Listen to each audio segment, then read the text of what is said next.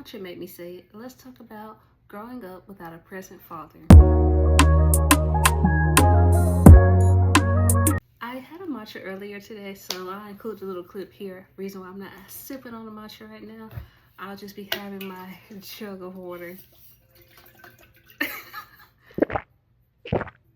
I've been wanting to make this video for a while. I mean, since I started this channel, but I really didn't know how to go at it, nor did I really want people to know, especially like dudes, that I didn't have a father.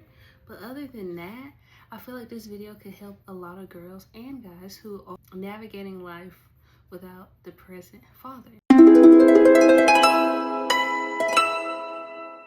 Now here's my quick backstory. I grew up with my father every day. I don't know if I insert a picture or not because he has since passed, but I grew up with my father and we were able to leave him, we meaning my family, at the age of 18 and a half. I was 18 and a half, y'all. It was one of the best days of my life because growing up with him, it just wasn't great. Mentally, physically, spiritually, financially, or anything else, he was a very controlling spirit. So with that came, I would say, bullying and abuse and just trying to navigate, like for instance, saying yes to him so he wouldn't take my stuff. It just was like a control tactic. But the way we grew up with my mom, because my father had a job that was over the road, so he wasn't home every single day, and the days he could have been home, he chose not to be. So that's it. I mean, it's the truth. And from there, like, my mom always raised us to have morals, values, and she always talked about integrity. So you can get the idea. My mom raising us with morals and values and our father not having any. It definitely clashed. So from there, it became harder to deal with him and sad with my own life, especially when I navigated to my teen years.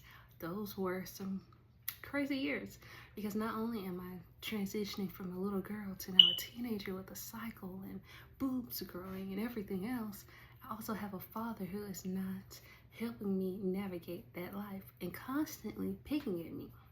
So fast forward to when we left him, I was very down about myself. I was just not happy with who I was. A lot due to him, and I had to wear a lot of baggy clothes and stuff like that because I wasn't comfortable in my skin like I once was when I was 5 or 6. So you can tell, like, the bullying actually played a part in my life. Well, once he left, my mom and I had a very long chat along with my other siblings about the things that we endured when she wasn't around, like i.e. the bathroom. She was always the actual present parent, but my father wasn't mentally there, nor did he want to be a father per his words. He said no business being anyone's father. So that lets you know about 16 years later, then he says that. And it's just like, oh my gosh, it was so much mess. Once he left, we talked to our mom, told her all the things that were happening because the ultimate goal was to keep down as much mess as possible. So we waited until he left to tell her. From there, my mom got me this whiteboard. I'm looking at it right now. It's the whiteboard I've been using since 2021. So we went to Office Depot and she just bought me all kinds of stuff. Sticky notes, notebooks, whiteboards, markers, whiteboard cleaner to make sure it's clean. It's just a lot of stuff she did. She's like, get off of social media, only get on Pinterest and do your affirmations. So thanks to the Lord giving me my mom, I built up my confidence with the help of her and the Lord, and it just went from there. So I was transitioning from teenage years to young adulthood, and from there, 18, I talked to him, and then I stopped talking to him right around September because he said something that I didn't like on the phone, and I was just like, I'm not dealing with this anymore. Fast forward 2023, he passes, and that's something I have to navigate.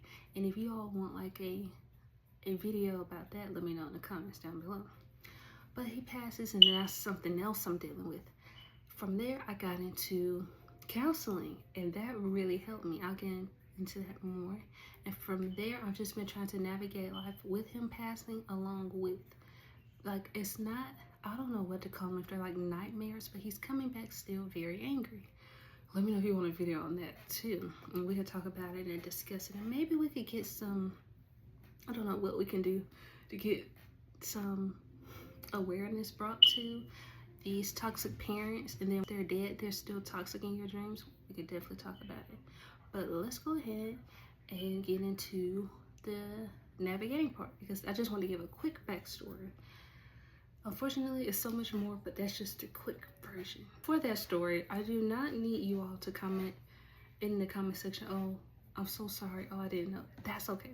I just want to make this video for other girls to feel like they're not alone, because a lot of times in my teen years and like being a twin, I was like, nobody else is going through this. This is the worst ever. I'm tired of living like this. I just want a good normal family.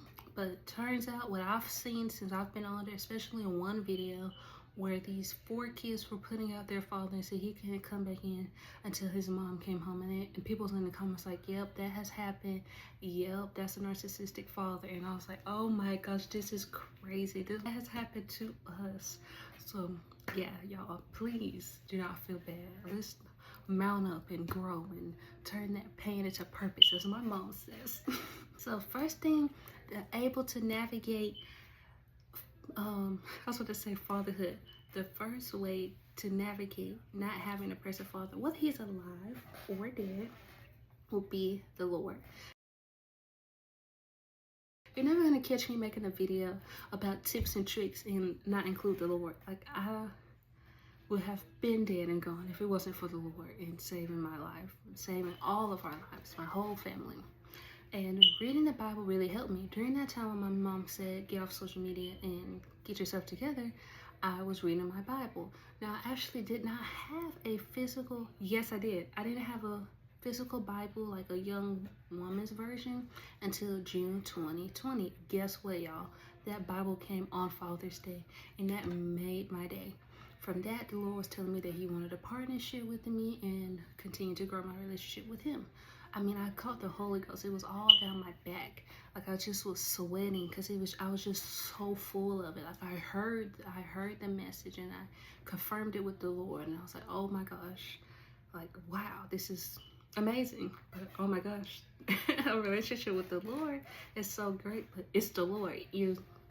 I don't know how to put it. It's like, you gotta feel the Lord, but he wants a relationship with you. He'll be your friend, he'll be your father. It's just a lot. And I was just like, whoa. So that was going on, and I was reading my Bible and just like starting over. A lot of times when I lived with him and I would read my Bible, he'll come to my door and just stand there, and I just close my Bible. And I was just like, he knows I'm reading the Word of God. Why is he bothering me? But once he left, I was able to read my Bible, and from there, since then, 2021, of course, I've missed all the days. I've missed reading, or sometimes I'll just open it and read a specific chapter. But reading that Bible helps. Talking to the Lord helps. Like, I used to have anxiety so bad due to the trauma and the situations that I went through with him. But the Lord has definitely helped my trauma a lot. During that time, I also found my favorite verse. I'm gonna skip this ad for the jazz. Okay. From there, I found my favorite verse, which is Philippians chapter 4, verse 6-7. Do not be anxious about anything, but in prayer and petition, submit your requests to the Lord. I'll make sure to add the full verse here, or it's already up here, because I do not like not quoting it exactly, but if I got it right, that's a plus. So that verse really helped me. I just kept telling myself that when I had anxiety, like, I used to shake a lot. So I guess I was triggered looking at it now, but he'll do something or anything will come out. But y'all, praying to the Lord quietly, fasting, and all that really helps you navigate the pain, because ultimately, my mom used to always tell me, God knew that this was going to happen when you were in my womb. So when I think about that, I think, okay, it's something greater than just not being alive. It's purpose in this. And I always just say, okay, this is going to help some girls one day. Since I was like 4 or 5, I knew I wanted to help girls, and I knew I wanted every girl in the world to have a bed. I'm not sure, it's just been in my heart. So I'm always thinking about, what about the girls? What about the young ladies now? What about the women that are older than me that I could help too? Because a lot of times my mom could say that, well, I didn't think about it like that, and thank you for that. So I'm like, okay, well, I got it, you know.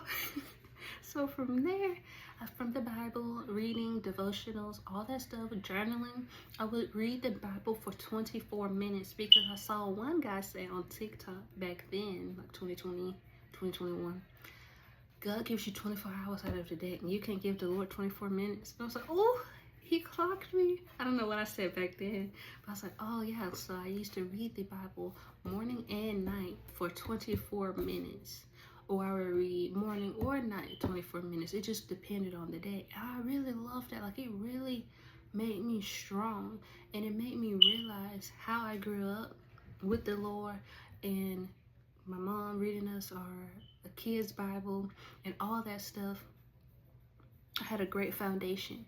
But the enemy came in, the devil, and he wanted to get me to stray away from how strong I was with the Lord and everything I loved, to be tied into mess and be sad and upset and miserable all day, every day. So you had to get back, you know. You may stray away, but you love the Lord, you go back. And that's what I did. And it's still a constant going to him, not necessarily straying away, but fighting for the relationship, fighting to read my Bible, even with some of the things I've been through currently or in the past, like recently. So yeah. Number 2, if you can, cut off the contact with the toxic person. Cut it. Times I look back, since we didn't live with him anymore, and I've talked to him on the phone. Well, I talked to him on the phone, and I could just be like, why did I even call? Why did I even answer when he called? It just started up more mess.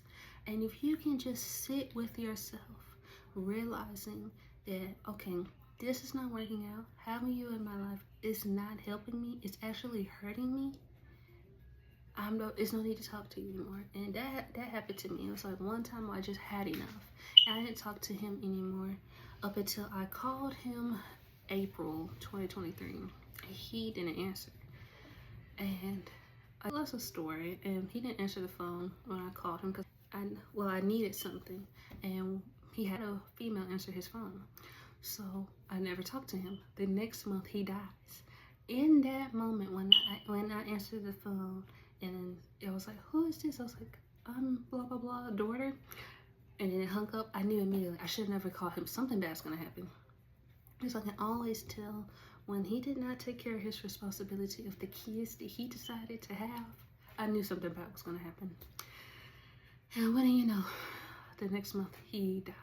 And I knew when I stopped talking to him the year before, 2022, that he was going to die. I knew it. I felt it. And I told him that. I said, I don't think you're going to be alive for my 21st birthday. But if you're not, then I'll have a drink for you. Got alcoholic beverage because I couldn't wait to turn 21. Have me a nice drink. I didn't even drink on my birthday. I drank on Christmas Day. So that was my first official drink. And it was okay. It was like some sweet wine, but I didn't really like it. I realized from there that if I have like alcoholic beverage, it'll have to be a fruity sweet drink, like a lychee martini. I can't wait to try one of those. So that was going on, and you just have to make sure that you're going to be okay, because I'm telling you, even though they are your parent, it's not just your responsibility to make sure the relationship works. And that's what my mom used to tell me all the time, because as a young person I used to feel like, oh, okay, I gotta fix the relationship. Oh, I gotta watch TV with him. Basically, it's like replacing it with a dude. Like, you gotta make the first move. You don't have to make the first move in a relationship, especially if it's a guy. He's supposed to do that. So I learned that as well. So that's the second thing. Make sure you're going to be okay with no contact. No contact also helps you heal from the trauma that you've with that said parent. So yeah. Number 3, get back to your roots. Not loud, but you can feel it. A lot of times when I was younger, I had so many hobbies. I would color, I would paint, I would do puzzles. You name it, I probably did it. Make bracelets with my mom, have like nacho night and with my mom and my sibling, and just really try to make the best out of the situation. At that time, I had no idea of what was going on because he wasn't around. So my mom just took care of us and loved us and kissed us and bathed us. I mean, it was just me and my younger brother for a while. And from there, we had 2 new siblings. And from there, my mom just continued to help us. We helped her with bath time with them and fed them. And she was like, I never received this type of help when I had y'all. So we just did whatever we could. But once he came around more, and it just was like, at first I didn't like it. As a kid, I was like, Daddy's never around. And that was by choice. It wasn't just by work. It was by choice that he didn't want to be around. From there, it just got downhill. Like you didn't have your puzzles anymore. You didn't have your coloring. The older you get, the more you feel like you don't want to do anything, especially teenage years. And since he has been gone, I've colored, I have read. I've become more of a bookworm since he has been gone. As many books that I wanted to read by now, but slow and steady.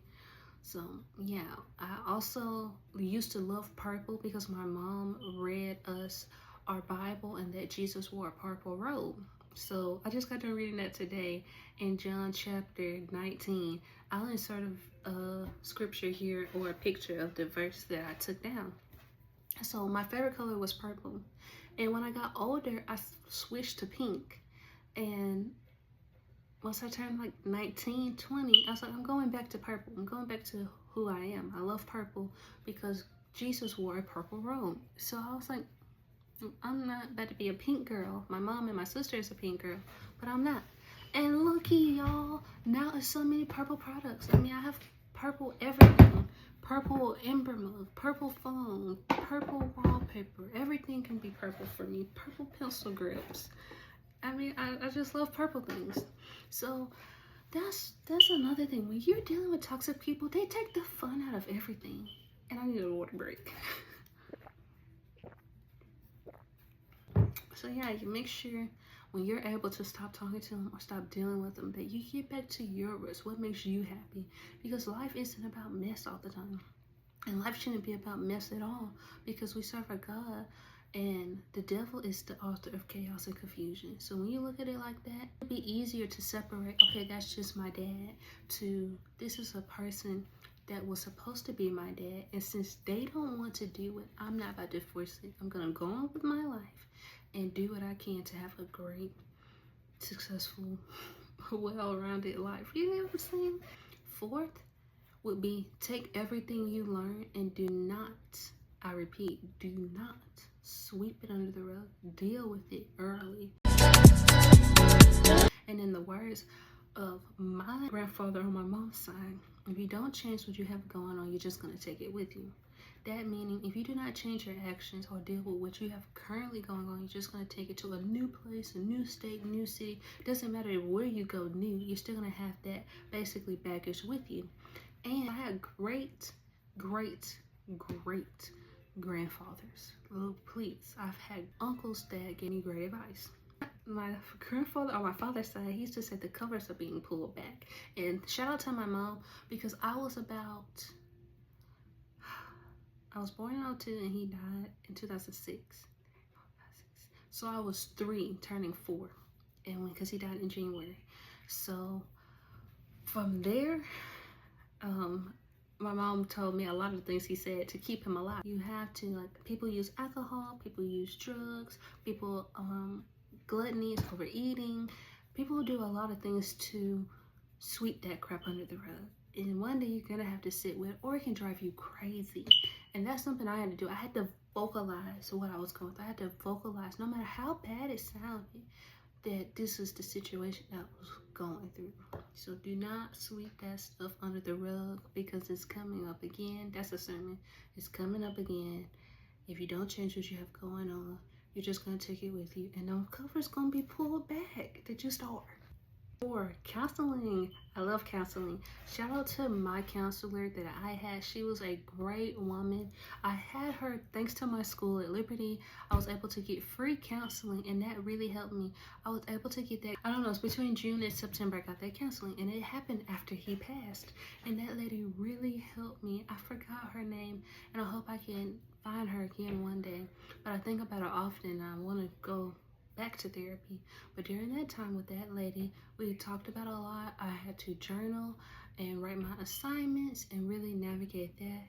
And I use BetterHelp. That's what it was. And I was able to get a free month or 2 of therapy. I can't remember it now because so much has happened since then. But that therapy, y'all, really helped. Do not feel like, a lot of people in the Black community feel like therapy is not good or important. Just go talk to the Lord, which is great. Go pray to the Lord. But if it's out here that's going to help you, get the therapy. Because, yeah, I know some people, I don't want to keep telling the same person over and over again my trauma, bringing it up to different people, because what if I don't like this therapist? Because the more you keep talking about it, it'll become normal, and the more you'll heal. Therapy really helped me out so much. I don't know if I can include my journal entries for that week, but it helped me a lot talking to her and navigating it. I did cry a couple of times, but y'all, the therapy helped, and I was able to put it in a different perspective than what my thoughts were. I can't afford therapy at the moment. I know it's hard out here to trust people, but if you can just have somebody that you can trust to tell how you really feel, it'll be good to get it out. Shout out my mom and my siblings for that. My mom has listened to me. My mom has let me cry on her shoulders. My mom just, when I was a teen, I used to be, I don't want to put this on my mom's plate, until she was like, I'm your mother, I'm here for you, and we're going to get through this, and we're going to get out of this situation. It was a lot of times. She used to say, you don't have to believe me, believe God. This situation is going to be over. And people probably will have questions as to why the situation lasted that long. But that's another video for another day. And if you can't afford therapy, have that one person you could talk to them. And if you all need to talk to me, you can reach out to me. If you're on YouTube, now you can do YouTube messages. So if you're not on Instagram or any excuse me, social media, reach out to me. I'm here as well. I'm not here to just live for myself. I'm here to help and spread the testimony and spread the gospel, because God has been so good to me. And there are a lot of times I was just standing down, and as a 12-year-old, I didn't know what my life would look like. But as a 23-year-old, I'm so glad that I'm still here, and I held my faith. Number 5, if you have dealt with your father's family and they are toxic too, cut them off. They're not worth it. It happened to me. I talked to my father's mother. I don't really consider her a grandmother because she didn't act like one, and she didn't do what she said she was going to do when I was a baby. All she was supposed to do was buy me a baby bed, and she didn't do that. So I tried to talk to her since I didn't live with my father anymore, and it didn't work out. And what I realized is, if that parent of your parent is an enabler of their sins and what they are doing, they're not gonna like you. And a lot of times they enable their child to do wrong, which is why that child does wrong to you. Now, do they have their own actions? Yes. But why would you reach out to someone who is similar, expecting a different result? I don't know if it's clicking or if it's clocking to you, but that's my that's my thought. For real, like, it's not worth it. Like, they be with the same mess, they say some of the craziest things, and it's just not right to have these so-called grandparents, not my grandfathers, just my grandmothers, and they are only concerned about the latest gossip or what's happening next, and it's just not worth it. But shout out to my great grandma, great lady, and she's still here kicking it, and she's nothing like that. She's not in no mess, she's not with none of that. I don't know what happened. But for my father's side, my great grandmother passed before I was even thought of. But on my mom's side, my great grandma's still here. But as for the family members, it is not gonna really work out, because if they're similar, they're not gonna like you either. And that's something I realized. I used to always be the one to reach out to family members first and text and call and see. And I don't regret that. It's just I learned that you gotta put yourself first. Even with like my internship I realized I spent so much time doing that internship that I could have been focusing on myself. And my mom told me that too. She's like, I would have been left. Excuse me. And it's just like, when you grow up with toxicity, especially a toxic parent, and you gotta figure out your worth again. Like, I knew my worth as a kid, but when you grow up, it kind of fades away. So you gotta make sure that you are knowing who you're talking to. And if you don't vibe with that person, and basically y'all not equally yoked, because that just doesn't go for relationships that are romantic. They go for every type of relationship. So yeah, that's my thoughts. And that's number 5. If the family members are toxic as well, don't talk to them. It's not gonna be different for you. Trust me, I've already experienced it. Lastly, number 6, do not negate your own life being concerned about that parent. Like, don't just wait to live when they die, because you never know who's gonna die first, and you don't want to live your life based on them. And you didn't travel, and the words of my sister, you didn't drink your boba. Me, you didn't drink your matcha and travel the world and go to your favorite artist concert. Do not just make your life about them. Do not just be sad about it all the time. It's okay to be sad, but like that gospel song, if you cry, we should let you cry. Oh, Only One Night though, that song. Mom put me on that gospel song. So, Only One Night, y'all. You don't have to be sad. You got a life to live. There's so many things to have accomplished, even with him being around. Like when I was 5, I made principal's honor roll, and then I've made the dean's list. A lot of times at this point, I kind of lost count. And I've also done certificates. I've literally bettered myself, especially education. I'm an academic warrior. I'm a 10-time college graduate from Liberty University, and I was a business major, and I switched, and I thought, I don't want to really do the whole psychology route anymore. And I noticed that when I was a young buck. But from there, I was like, I want to do something else. And social media, advertising, marketing, all that just really gets me going. It just puts a fire up under my butt. And women's rights, I really love that. Also, and like that marketing would be entertainment. So I know what I want to do in life. I know that I'm ready to fight for the girls. I'm ready to do what I can. I'm ready for my own foundation. I'm ready to do what is necessary for the youth and giving them this mental stability that they need to navigate life from their hard upbringing. And that's just the truth, y'all. I'm ready to go to my favorite concert. I'm ready to be screaming at the Chris Brown concert. Ready to go see LMI, Money Long, all those people, Justin Bieber. Oh my gosh, y'all. If Justin Bieber does the Super Bowl, I hope I can be there to say, can we keep each other company. I love Justin Bieber. I love Taylor Swift. That's another thing. Like, they try to steal your joy. And I used to always love music. And one day my father told me, I don't listen to music anymore, washing dishes. So I got away from my music, y'all. But I've been back, and I love my music. And I want to incorporate some more gospel songs as well. I just got to figure out what I like and just search through like one free day, just find a bunch of gospel songs, whether there's like remix, because I saw one dude remix an Usher song to a gospel song. So that's really neat. So I like that as well. And yeah, y'all, that's really it. 6 tips on how to navigate life without a present father. And I mean present, mentally. I hope you all have enjoyed this video. And make sure to stay tuned for more. Comment down below if this video helped. Have a great life. Bye.